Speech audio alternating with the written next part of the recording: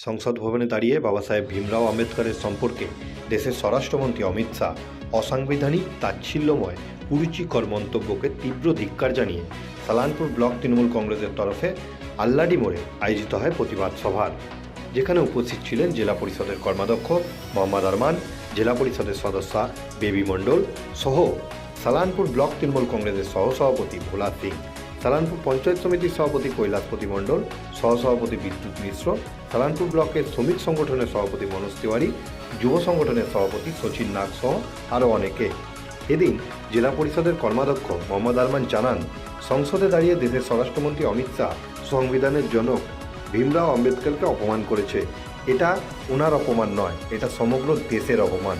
তাই আমরা এই আন্দোলন ততদিন চালিয়ে যাব যতদিন না স্বরাষ্ট্রমন্ত্রী অমিত শাহ দেশের মানুষের কাছে ক্ষমা চান। সালানপুর থেকে কৌশিক মুখার্জি রিপোর্ট, SBN। আমাদের এই প্রতিবাদ সভা, ধিক্কার সভা আজকে প্রত্যেক ব্লকে ব্লকে আমাদের দিদির নির্দেশে চলছে। কারণটা হলো, যেভাবে পার্লামেন্টে দাঁড়িয়ে অমিত শাহ আমাদের হোম মিনিস্টার আমাদের সংবিধানের জনক B.R. আম্বেদকরের বিরুদ্ধে যে অপমানজনক কথাগুলো বলেছেন, তার জন্যে এই প্রতিবাদ সভা চলছে।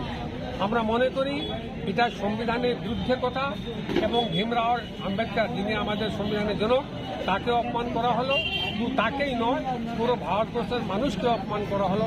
তাই আমাদের এই প্রতিবাদ মিছিল, আমাদের যতক্ষণ ওনারা ক্ষমা না চান, আমাদের এই প্রতিবাদ সভা চলবে।